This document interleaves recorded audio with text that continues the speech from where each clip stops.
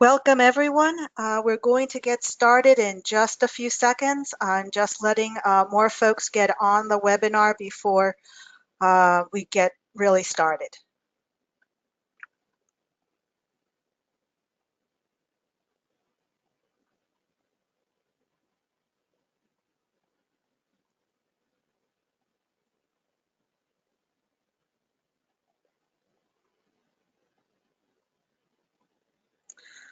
Okay, I have 2:01, so we will be getting started and hopefully we will be joined by more folks. Good afternoon, everyone. Thank you for joining us today. Gloomy, rainy day here in the DC area. It seems like September has been like that its entire month. Welcome to this webinar. It is the Who is My Neighbor in a Climate Threatened World webinar with the focus on the issues that are in the Feast of St. Francis for this year. My name is Artaza-Regan. I'm the program manager at Catholic Climate Covenant. I will be moderating this webinar. Before we get started, as some of you who have been on our webinars before know, we always start with a prayer or reflection. So if we could take a moment to center ourselves, remember that we are in the presence of God, and we will be using this prayer that is the final prayer in the Feast of St. Francis program. It is a prayer adapted from Bishop Nicholas DiMarzio, the Bishop of Brooklyn. So if you will join me, in the name of the Father, the Son, the Holy Spirit. Lord, we pray for the protection of all refugees, migrants, and displaced persons in the world today, especially those displaced by war, poverty, and natural disasters. You experienced the life of a migrant in the flight to Egypt, when Joseph and Mary fled to protect your life. Today, this phenomenon continues in a world that does not respect the vulnerable. Help us to respond to the needs of these people, our brothers and sisters. You told us that when we welcome the stranger, we welcome you, and that the reward of that assistance is not forgotten on the day of our judgment. We invoke the migrant family of Nazareth to protect those who migrate today, especially those who do so because of environmental reasons. Keep them safe and bring them to their destinations with your guidance. Amen. Before we get started, we always go through some housekeeping issues, as we call them. The video is being recorded. It will be sent to you in a link within the next couple of days. There will be a Q&A session after all the presentations. Please submit those questions by writing them in the question box on the right side panel of your screen. You may wish to indicate who the question is directed to when you submit your question. Once I introduce our panelists today, then you can tell me if it's going to Alice or to Eric. If you have audio issues, it's most likely due to your Wi-Fi connection. You can try connecting via the phone by going there to the little box, that little circle that says phone call, and connecting that way. GoToWebinar gives you this option, so just click there and hopefully that will work better. Today's webinar will focus on the theme that was selected for this year's Feast of St. Francis program, the interlinkages, the connections between climate change, migration, and the incredible rush of refugees that are already being seen. Delighted to introduce our two presenters. One is Alice Thomas with Refugees International, and the other one is Eric Clayton with Catholic Relief Services. Alice will be speaking first, followed by Eric. I'll give a little bio on both before Alice gets started. Alice Thomas has more than 15 years of experience in international environmental law. Ms. Thomas launched the Climate Displacement program, which advocates for solutions to address the impact of disasters and climate change on forced migration of vulnerable communities around the globe at Refugees International. She's conducted over a dozen assessments of the response of the humanitarian crisis brought on by extreme weather events, such as those in Puerto Rico, Haiti, Somalia, and the Philippines. Mr. Clayton, Eric Clayton, has served at Catholic Relief Services for more than 5 years. He's currently a senior program officer in the U.S. Church Engagement Division, overseeing programs like CRS Rice Bowl. Beyond CRS, he is an adjunct faculty member at Towson University, where he teaches a course in PR for nonprofits. So Alice Thomas will be giving us the background about the issues of climate displacement, what it is, how it is occurring, what are its impacts among vulnerable populations, and what we might be able to do about it. Eric will follow with a little bit of a smaller view of what Catholic Relief Services is doing on the ground with communities that are already seeing these impacts. Alice, if you'd like to get started. Thanks so much, Paz, and good afternoon, everybody. It's really wonderful to be able to join you today.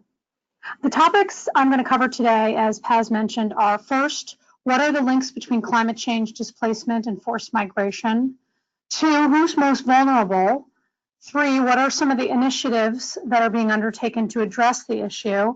And then finally, I'd like to close with a few recommendations. Before I start, though, I wanted to give you a very quick background on Refugees International. RI, as we call it, is an independent nonprofit organization based in DC. Our mission is to advocate for increased assistance and protection on behalf of the world's 68 million refugees, stateless, and internally displaced persons. We don't provide services like tents or food to displaced people, but rather we advocate to governments, the United Nations, and others on their behalf. And we're independent in that we take no government or UN funding, which allows us to be very independent and very outspoken in our advocacy and our reporting on displacement crises. As Paz said, I manage the Climate Displacement Program, which was launched in 2010. And our goal is to bring increasing attention to the impacts of climate change on the world's most vulnerable people and to really put a human face on climate change. So we'll dive in now to these slides. Let me just see, whoops, sorry, I pressed the wrong thing.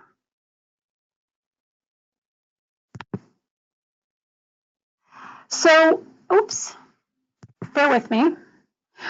Okay, so how does climate change affect displacement and migration? As shown in the slide, there are really 5 primary pathways. The first is forced displacement from more frequent and severe weather events. As we know, climate change is contributing to more severe weather. There's evidence that it has contributed, for instance, to the hurricanes that have occurred in the Atlantic over the last year. The second way is more gradual changes to the environment, such as water scarcity, decreased agricultural output, and these changes, slower onset changes, cause people to migrate in search of new livelihoods. The third pathway is through sea level rise, and that we see particularly affecting low-lying areas, coastal areas, and it may, in fact, render many of these areas uninhabitable. The fourth is competition over natural resources. And while there's not a lot of evidence that climate change, such as things like water wars and that kind of talk is not exactly true, because what, in fact, we see the case studies show is that what environmental stress does is it contributes to pre-existing tensions. So where tensions already exist, and then you have climate stress, it's more likely that it can turn into a conflict. And then the last way is through climate change mitigation projects, such as dams and forestry and biofuel production, which may in turn themselves then, while they're trying to address the climate problem, they are in fact displacing people.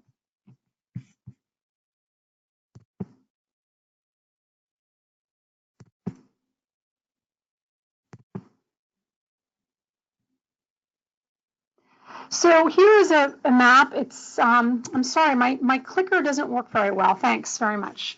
And maybe actually, Paz, I'll ask you to click for me.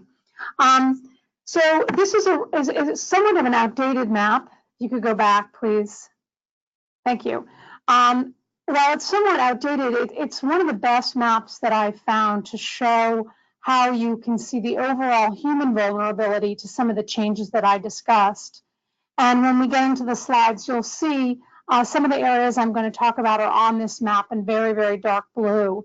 And these are areas that are the most vulnerable parts of the world to climate change due to a combination of factors, not just exposure to extreme weather, but also human, social, financial, and physical factors. Next slide, please. So who is the most vulnerable? Here are some pictures that I took both in Haiti after Hurricane Matthew and then in the Philippines after Typhoon Haiyan. Next slide, please. So the first category is people who live in the poorest, least developed countries in the world. These are the people who also bear little to no responsibility for climate change.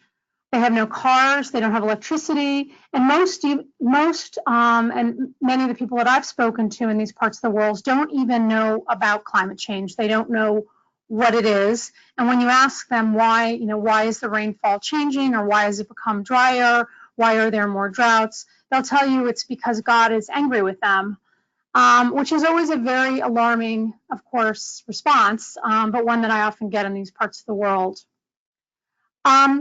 The people who live here are characterized by several factors, and these are that they're not only the least developed countries in the world, but they also have a very, very high dependence on rainfall for their livelihoods. And what that means is when it doesn't rain, they can't grow their crops, and then they cannot feed their families. So they don't have modern irrigation like we do, and that makes them extremely vulnerable to even the most minor changes in rainfall variability.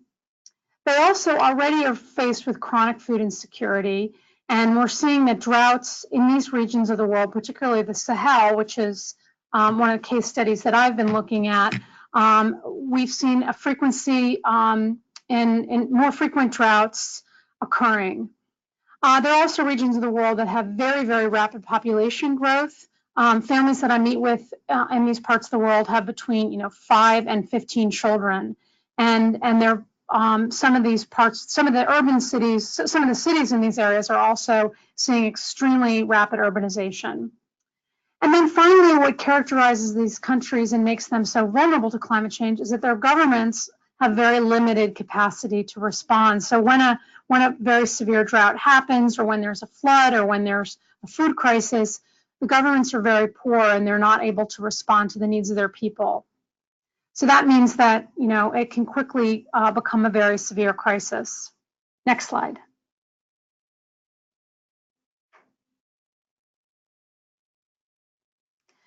The second category of vulnerability are people who live in low-lying coastal areas or in coastal communities. And the two case studies that we've looked at are Pacific Islands and Arctic communities. As you may have seen in pictures and the like, the atoll nations of Kiribati and Tuvalu, they're only about 10 feet above sea level. So they're extremely vulnerable to not just sea level rise over time, but also things like inundation of their fresh water. So it's likely that before they even become submerged by sea level rise, that they would be faced with contamination of their fresh water sources by salt water.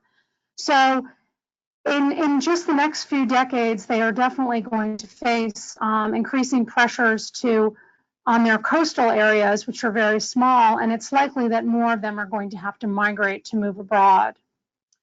Migrate in order to find livelihoods, because there's really not going to be any place for them to go. Alaska is another really critical situation. The Arctic is warming at twice the rate of the rest of the planet. And the melting permafrost there is leading to the inland retreat of many native Arctic communities. And as you can see in the picture here from Shishmaref, Alaska, these communities are literally falling into the sea as snow, ice, and permafrost melts. And they are, importantly, not just experience forced displacement, but also this is significantly affecting their cultures and their livelihoods. So for indigenous communities in particular, like those in the Alaska and the Pacific, they also have the threat to their historic cultures, to their ways of lives, in addition to just being displaced. Next slide, please.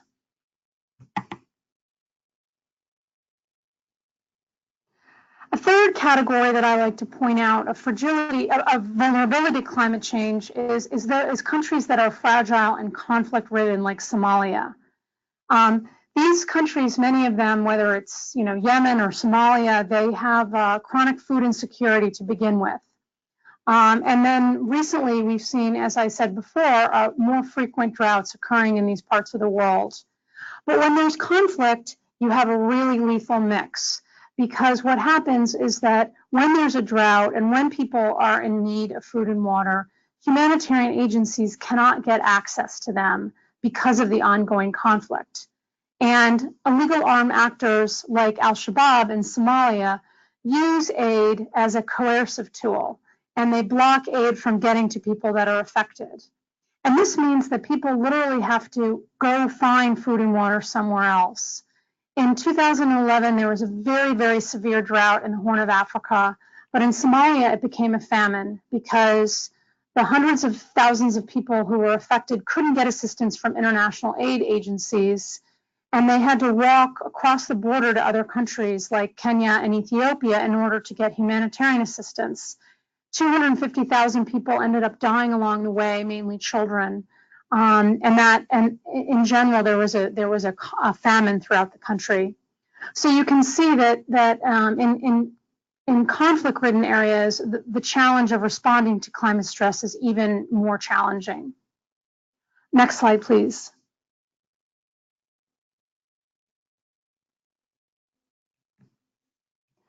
And then lastly, I just wanted to point out that, it doesn't necessarily matter where you live in the world, because in rich and poor countries alike, it's vulnerable groups and the poor who are always going to be affected most by climate change.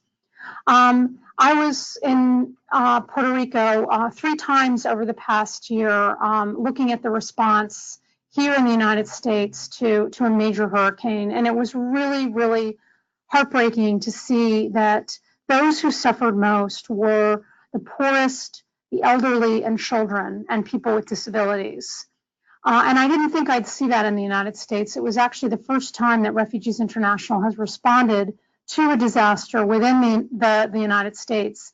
But given the challenges in the response, we decided to do a research mission down there. And frankly, I was just really shocked and horrified by the human suffering that has occurred and continues to occur in Puerto Rico, because even in the United States, our disaster response system does not prioritize the most vulnerable.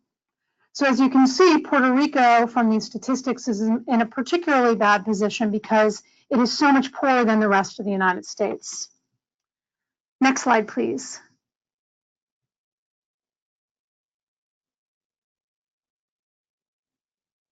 So what is being done to address the gaps in the legal and institutional frameworks for addressing these challenges? I should say that, to start with, the people that we were just discussing, people who might be forced not only from their homes, but to leave their countries altogether because of climate change adverse effects, are not protected as refugees. The 1951 Refugee Convention has a definition for refugees that doesn't include people who are forced to flee because of climate change.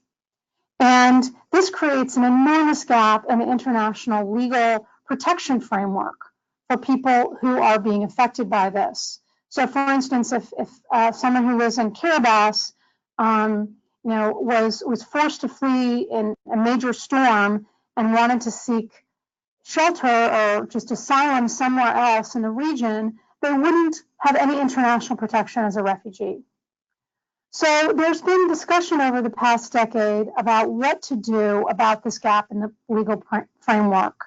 And there's been increasing recognition at an international level that more and more people are going to be both forced to flee like refugees, or they'll have to migrate because of climate change. And right now, they don't have any protection. So some of the initiatives that have been discussed are the following. First, there was the discussion of whether we should revise the Refugee Convention to include people who are climate refugees.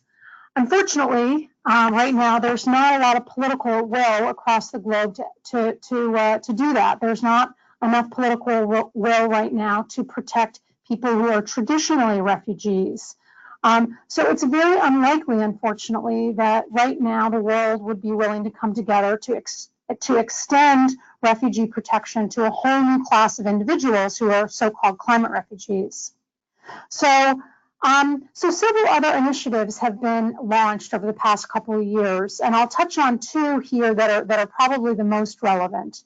The first is that the UN climate negotiations came up with the Paris Agreement 2 years, and the Paris Agreement not only commits countries to taking much more ambitious action to address climate change, but also set up this climate displacement task force. And that task force is now, as we speak, in the process of finalizing recommendations to countries around the world about how to prevent, address, and mitigate climate change impacts on displacement and migration. And then the second important development is the UN Global Compacts on Refugees and Migration. The final draft, these are two different compacts, one on refugees and one on migration, and we've been involved at RI in the negotiation for both. I'm happy to report that the Global Compact on Migration has in it specific protections for people who are going to be uprooted by climate change, and includes commitments by states to work together to find solutions to allow people that need to migrate because they're facing climate displacement, to provide them with safe, legal pathways to migrate, which is incredibly important. Next slide, please.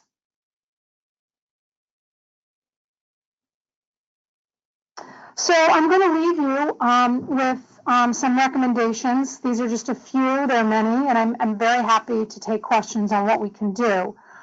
But the first is the need to focus on how to address climate change as a root cause of displacement. Many of the people that I meet around the world and in my travels who are being affected by climate change don't necessarily want to move.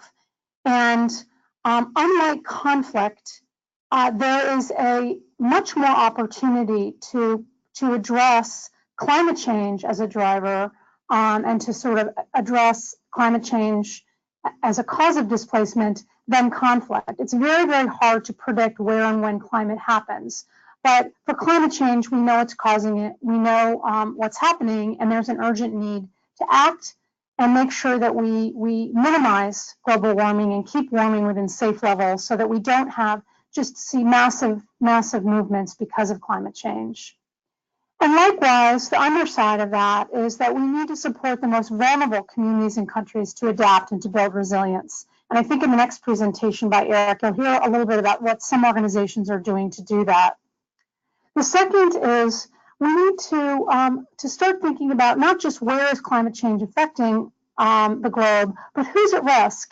And I think I gave some good examples in the presentation. It's poor communities. It's poor communities in the lower Ninth Ward of Louisiana. It's poor coastal communities in Puerto Rico. It is people that live in rental housing or don't have secure land tenure. Those are the people around the world, and we need to look at where they live, and we need to identify that risk, and we need to try to make sure that people are evacuated so there's no loss of life, and we need to think about how to do land use planning so that people are not living in these areas. Thirdly, we need to develop more laws on both the national and the international level. And that includes not just actions to mitigate climate change as a driver of displacement and migration, but also to support legal migration pathways. Inevitably, more people are going to move, are going to migrate. Climate change is already locked, a certain amount of warming is already locked into the environment. And as we're seeing in the Mediterranean and Europe and Africa and elsewhere, there are people on the move that are in very desperate situations. Climate change is only going to contribute to that. but we need to support these people to be able to migrate legally and to ensure that they're not going illegally, which puts them at a very, very vulnerable position. Fourth, spread the word. I am happy to help you with providing resources to you and your congregations and your parishes and your neighbors and to your children and your friends, and talk about what's happening and what we need to do at home and abroad. Particularly in coastal communities, need to start talking about how they're going to address this issue.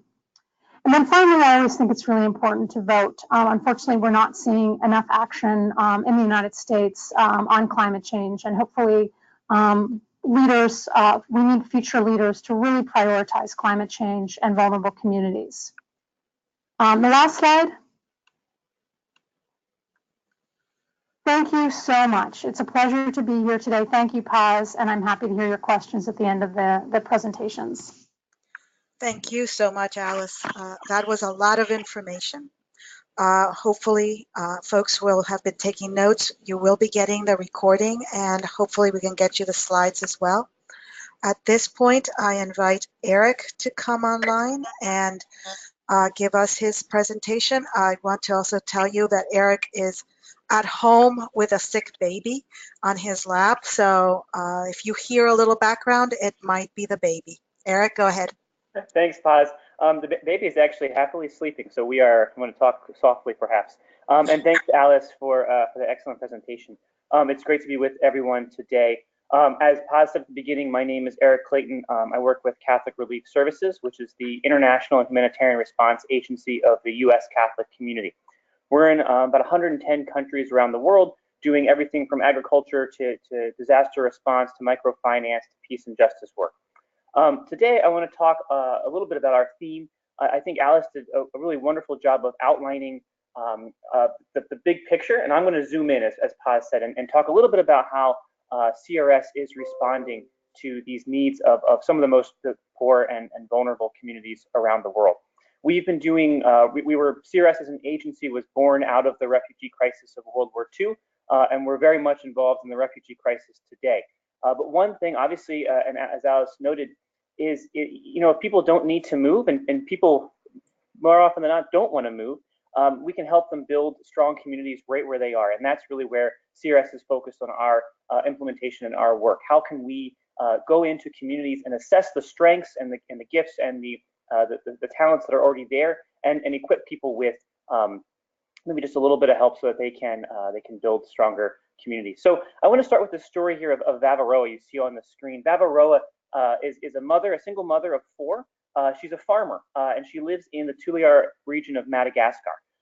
She was living, she's a smallholder farmer, so she was providing for her family. She was providing enough, farming crops that were able to feed her family, as well as provide a little additional income. But at a level like this, someone like Vavaroa and other farmers like her are very vulnerable to shocks. And so when the cyclone Haruna in 2013 came through Madagascar in that region, it completely devastated Vavaroa's farm and other farmers like her, and really set them back. Because again, when you're living at the poverty line, any sort of shock to the system is really devastating. So what does CRS do? How do we help? We don't need to go in there and give farmers like Vavaroa food. They're very capable of farming. What they need is the tools and technique to recover, to build back stronger, and then ultimately to thrive. And so what we did, we have a program called a diner fair. And a diner fair is a way of, oh no, hang on a second, go back to that previous slide there. But a diner fair is focused on really connecting farmers like Vavaroa with seeds and tools and techniques and new insights on how to do exactly that, to rebuild her farm, to rebuild her life, so that she can go back to her farm, provide for her family, and she has been able to do that. She has recovered from that cyclone, and now not only is she growing crops again on her farm, but she's also able to send her kids to school with that additional income from good farming techniques and practices. Okay, let's go to the next slide there. As I alluded to, Vavaroa is a smallholder farmer, and for smallholder farmers, climate change really changes everything. And smallholder farmers are some of the most vulnerable communities, individuals, families around the world, and that's why CRS is really focused on our interventions right there. How can we really strengthen the resilience of farmers like Vavaroa and like so many others? So smallholder farmers produce about 80% of our food. and are really the backbone of agricultural production in countries like Madagascar, in developing countries. But they're dependent on, their harvest is dependent on the soil and the rain. So when a cyclone comes through, too much rain devastates the community. When a drought comes through, it can really devastate the community. So let's go to the next slide, pause. And I want to really dig deep into the CRS approach to how we help individuals and communities like Faveroas. And I want to kind of tell the story through the importance of seed. Alice mentioned food security, and obviously food security is key here. People don't have access to good, nutritious food to feed themselves, feed their families, then their whole lives are devastated. They can't thrive, and other things like education, like health, can really fall to the wayside. I want to also talk about seed security, and seed security is similar to food security, but a little different. We're focusing on seed systems. And there's two things I really want to draw our attention to here is, first of all, seed security is the same idea. Do farmers have access to seeds, access to the right seeds, access to seeds that are going to be appropriate to their farming techniques, their area of the world, and do they have that knowledge then to really be able to, knowledge and techniques to make sure that the seeds are going to result in thriving farms. And we need to make sure the seeds are going to hold up in both normal weather conditions and abnormal weather conditions. Are they going to work in droughts as well as cyclones? Are they going to work with a normal rainy season as well as an abnormal rainy season?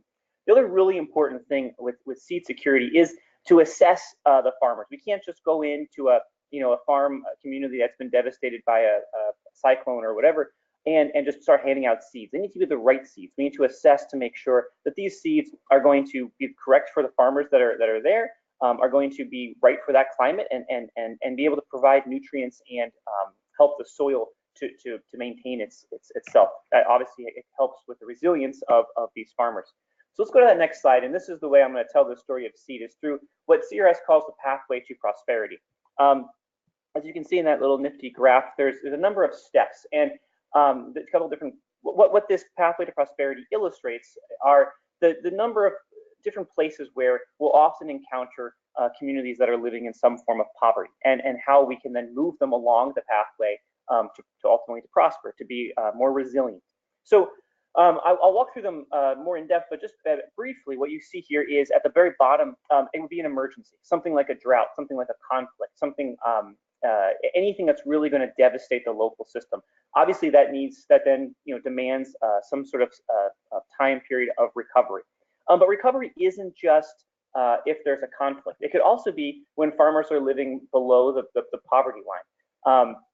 When they're just barely, kind of getting enough to survive, that also needs to be placed in this pathway under recovery. So it can both be when there's an emergency, something has devastated the area, or these farmers, these communities are really just barely getting by and need to strengthen their systems. The next step on this pathway then focuses on building. How are we helping farmers to then increase and improve their skill sets, their farm techniques, how they store and maintain crops? Because again, still at this build stage, farmers are still very vulnerable. And it's a farmer like Faveroa who, anything could really set her back to that recovery stage. And you see that there in the graph, that there's a that rebound period where anything that might be a little abnormal can really push farmers from just making it to just providing enough food for their families, just providing enough excess food that they can sell, to then suddenly there's a crisis. And then beyond that, we want to look at how are we helping farmers to grow? How are we helping them? How are we connecting them to markets? How are we helping them to really take their agribusinesses to the next level that are going to go beyond that local community, that's beyond subsistence, that's focusing really on resilience, on sustainability, and on growth. So CRS has 124 agricultural projects in 51 countries, and this is the key way that we assess those projects and help farmers and other communities to move along this pathway. And again, ultimately, this is to help them to build strong communities where they are, to be resilient to climate change, to help to have climate-smart agricultural techniques that's going to prevent them from having to move, to have to flee, to have to look elsewhere for their livelihoods. We can go to that next slide there, pause. So let's talk about then recovering from shock, right? That first step on the pathway. And we're thinking about seeds, and I think seeds again are important because seeds are both have the opportunity to provide for these communities who are in poverty, but also to provide good nutrients that are going to be good for the soil, that are going to help to balance the climate and really make the soil and the crops more sustainable. So I think a really good example of how seeds are incorporated here is again that diner fair, and the diner fair stands for diversity and nutrition for enhanced resilience. So you can see why we call it diner. But this is an opportunity again where we're linking these communities, these at-risk farmers and their families with local suppliers of different kinds of planting materials. You know, it's not just here's the one seed that we're giving out today. It's no, there's multiple different kinds of seeds and techniques and tools that you can come and learn about and get for your family, bring back to your farm, and begin to again build that stronger community, a stronger, more resilient lifestyle. You know, we're also going to be promoting ways to store those seeds. We're not just going to hand them to the farmers and say good luck. We want people to be able to store and maintain, and so they're learning, they're growing, and these techniques are helping them to be more sustainable in the future. On the next slide, we're talking again about building, and this is where I think that climate change resilience to climate change is really going to become even more apparent. You know, because we're helping farmers to learn conservation agriculture, a foundation of climate smart agriculture.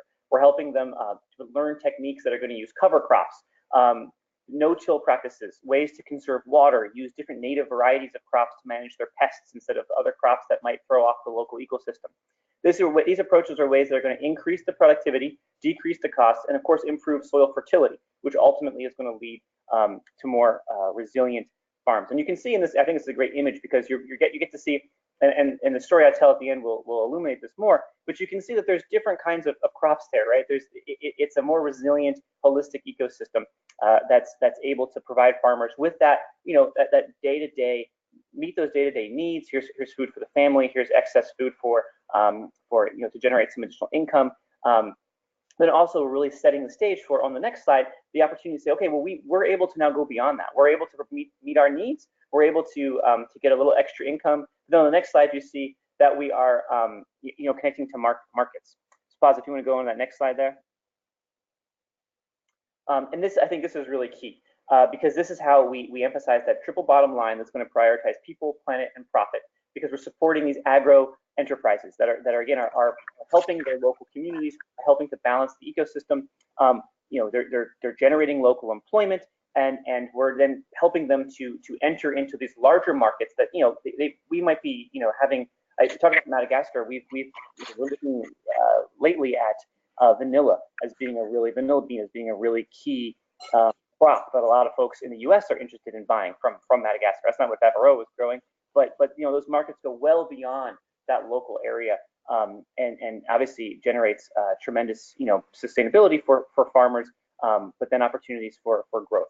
And at the same time, we're improving their environmental sustainability because we're prioritizing these perennial crops that are going to be good. Let's look at that next slide there, and I think this story hopefully will pull it all together. So in Zambia, recently the rainy season has been changing, right? We're seeing more and more drought, and a lot of the farmers, all these smallholder farmers in Zambia, are planting maize. Well, maize is not particularly drought resistant. So when drought comes, when the rain is inconsistent, then their entire crops are devastated, right? That's what people were looking to eat. That's what people were looking to sell. Farmers now have nothing.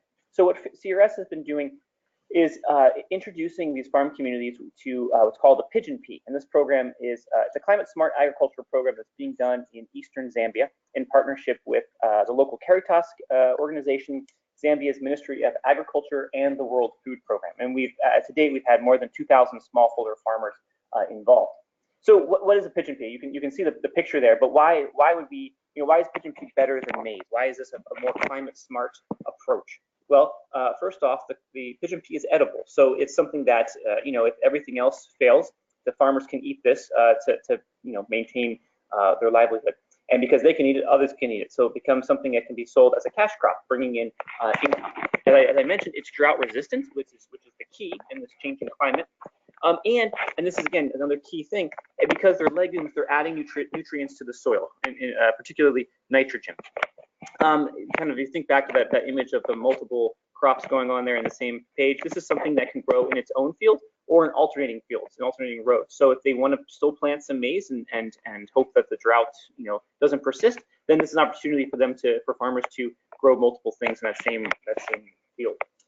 There's also something that's called a ratoon crop, which is a new crop that grows from the stubble of previous harvest. So obviously that means no new additional seeds are necessary, and it keeps costs low.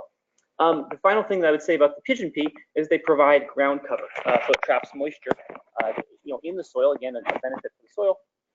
One other thing that we found is we've been pairing these crops, these pigeon peas, with Gliricidia trees, which are hardy, also in the legume family. They grow quickly and they provide shade. So they're also providing shade for the crops, for the farmers, and providing nutrients in the soil.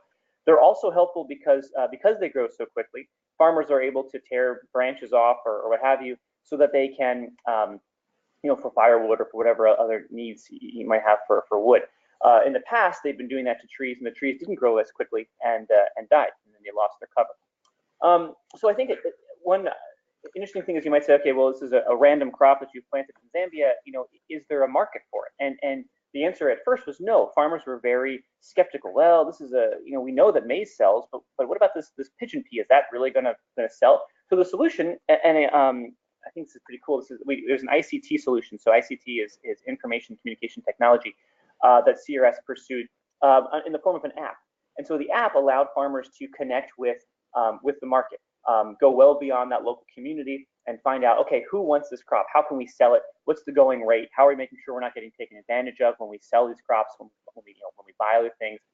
And to really help this program go, as CRS often does, we really empowered local, what we called super farmers. So local folks that, again, know the area and are able to, and are trusted by local communities. They're able to go between, more distant communities on motorcycles and things to pitch this pigeon pea, to help to figure out what are the best, going rates, and then to provide the information for the app. So I'm going to change gears on the next slide. Again, and I think this kind of will hopefully bring it all together. And my presentation with Alice's. So you've heard from Alice, obviously, like the enormous scope of refugee crisis, and particularly how climate change is playing an impact. You've seen from my previous slides here, I hope, the different ways that CRS is helping to care for the environment, care for farmers, responding to that cry of the poor and the cry of the earth, by empowering and helping to strengthen farmers that make them more resilient. And so one way that we can connect to that is this Share the Journey campaign. You may be aware of it. Pope Francis, actually a year ago this week, kicked it off. And it's a global campaign sponsored by all of the Caritas Internationalis, so all of the Caritas organizations, of which Catholic Relief Services is a member. It's really a call. Pope has invited us to really say, how can we respond to these needs of refugees and migrants, and how can we encounter those who, as Alice noted, are some of the most vulnerable men, women, and children around the world. So I'd encourage you to check out that link, sharejourney.org. You'll find a bunch of resources, a bunch of stories, and you can see kind of what CRS is doing, what Caritas is doing, and how it can connect to larger issues, both climate refugees as well as refugees from conflict and migrants just seeking better lives. 2 more slides, and I'll move quickly. I know we're getting to time. I know you probably say, well, what can I do? These are a number of things here, and I've provided 2 additional, in addition to visiting the Share the Journey website, I would also encourage you to check out those 2 websites there. Even if you're not a university student, I think you can still learn a lot from how our university program is framing the issue, the I Am Climate Change campaign. They provide different how-to guides for events, different ways that you can advocate to Congress. Our ethical trade program is highlighted in their resources, and of course, if you purchase ethically, that's another way of helping the climate, helping to make sure that smallholder farmers are able to properly care for the environment and not cut corners in ways that are harmful. There's other prayer resources and of course opportunities to give. And then if you want to just cut straight to the advocacy, you can visit confrontglobalpoverty.org/climate change. And you'll see that's one of the 4 main priorities of CRS's advocacy work at the moment. The final slide is just additional resources. I encourage you, if anything I said you wanted to delve a little deeper into, you can check that out. You see there that the pigeon pea story, as well as more information on our pathway to prosperity. And then if you're interested in some of the ways that we engage farmers and make sure that, again, our work is not doing harm but doing good and helping to empower, I think our farm book suite, which I linked to at the bottom there, is a really key way. Thank you for your time, and I will turn it back to Paz. Great, thank you, Eric. Really quickly, I'm going to do a little bit of a bringing it all together. Why is this the Feast of St. Francis webinar? This issue is what we decided to focus on for this year's Feast of St. Francis. I think that the three main things that theologically bring it all together are the St. Francis and the leper story, the Good Samaritan story, and the Canticle of the Creatures. Two of them are very related to St. Francis. The St. Francis and the leper story, I urge you to go read. It's all of this will be part of the program that we have for this Feast of St. Francis. I had no idea that St. Francis was totally scared of lepers, that he wouldn't go near them. And that one day as he was on horseback leaving Assisi, he ran into one who was begging. He, of course, just passed it, disgusted supposedly, and finally turned around saying, no, I have to go back. And he did. He turned around, he went back, hugged and kissed the leper, then back on the horse, started away and turned around to say goodbye, and there was nobody there. Of course, he realized that God had just been there as the leper. The Good Samaritan story of who is our neighbor, and the Canticle of the Creatures, where St. Francis sees all of creation as part of family, brother, sun, sister, moon.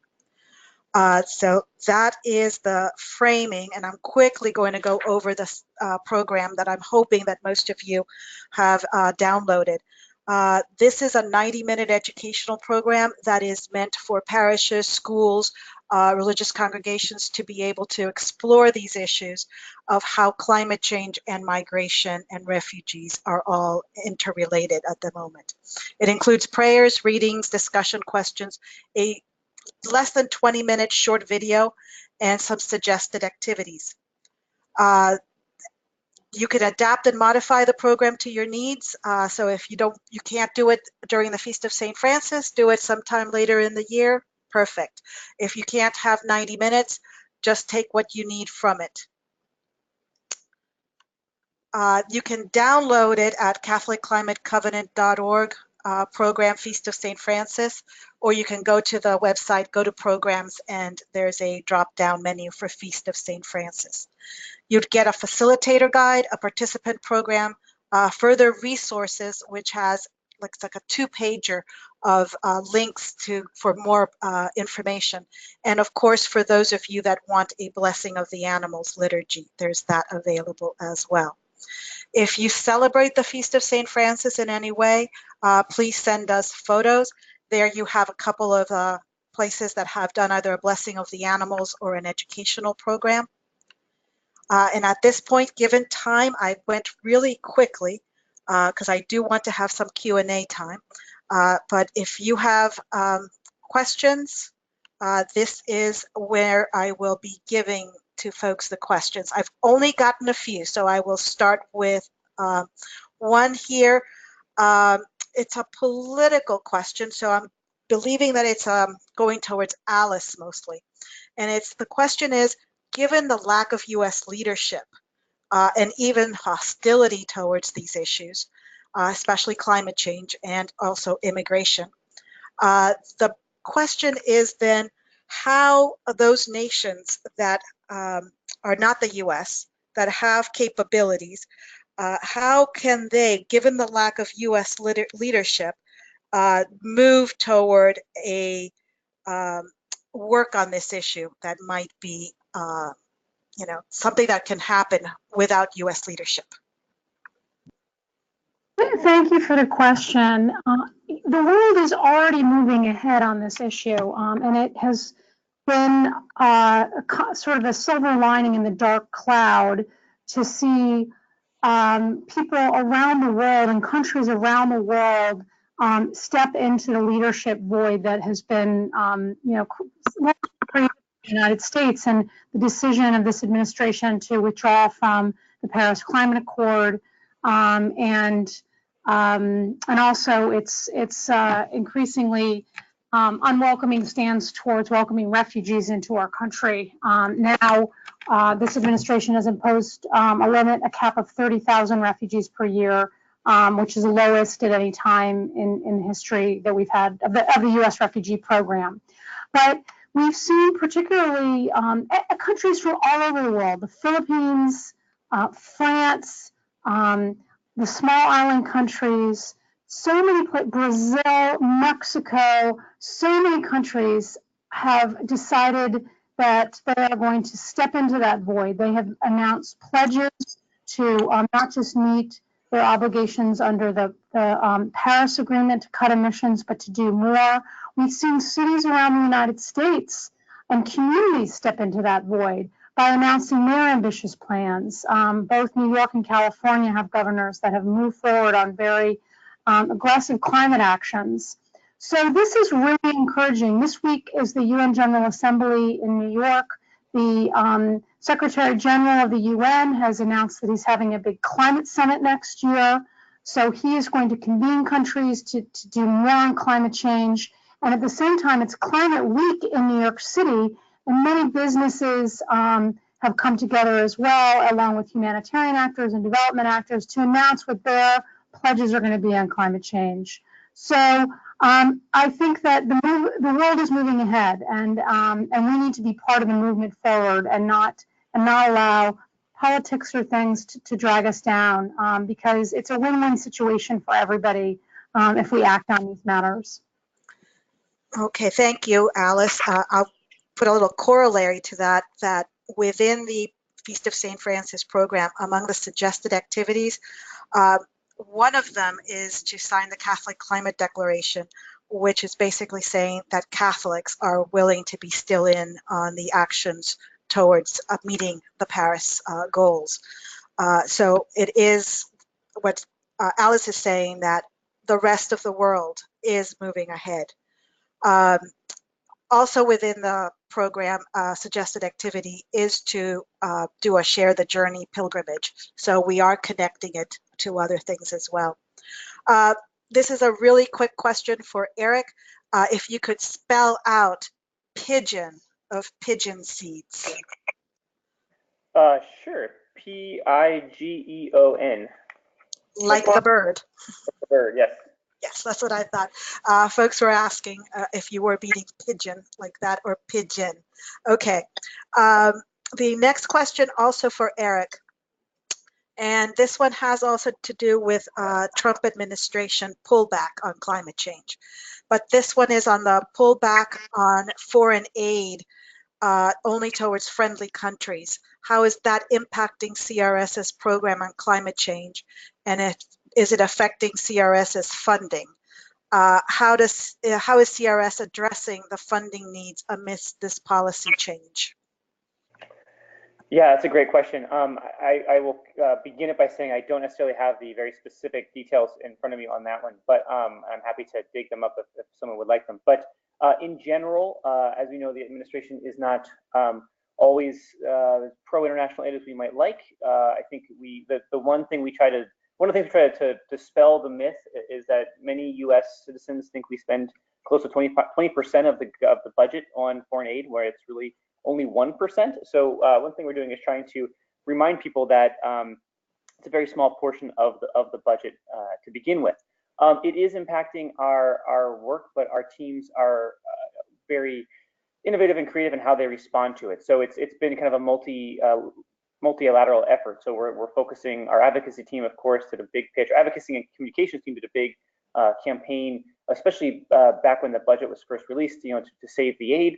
So we were successful in a lot of ways.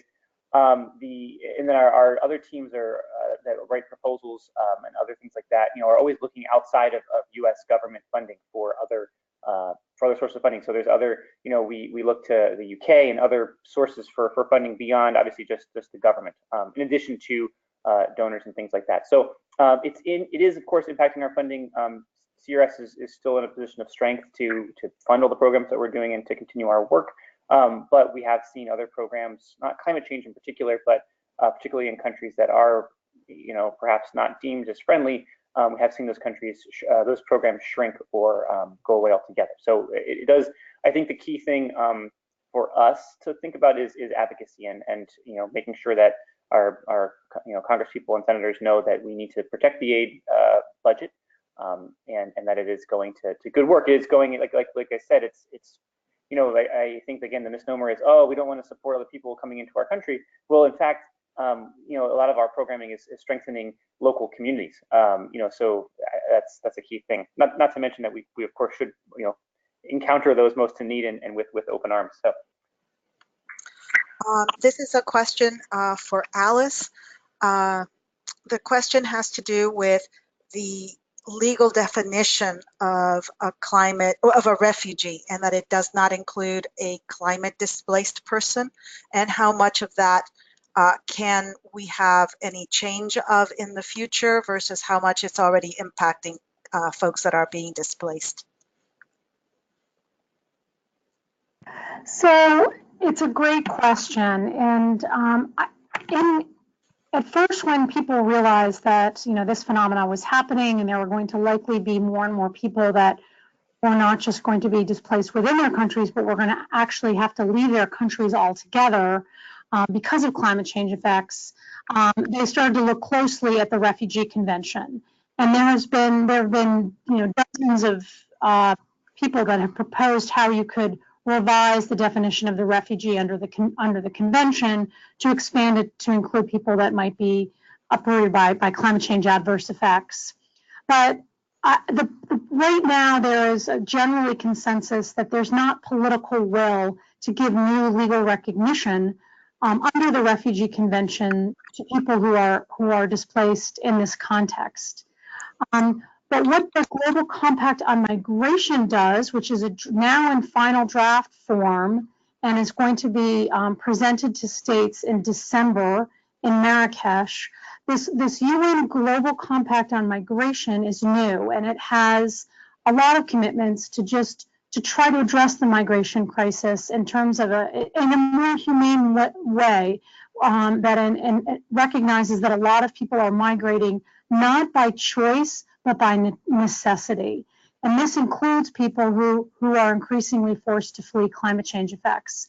And that new compact, when it gets adopted, includes commitments by states to look at countries that may be experiencing these, to enter into agreements with countries to start welcoming some people that may need to leave as legal migrants and to provide a legal migration pathway for them, or just to provide temporary migration pathways or humanitarian visas, other existing tools we have so that people can move in this context and they're not trapped within their country, essentially.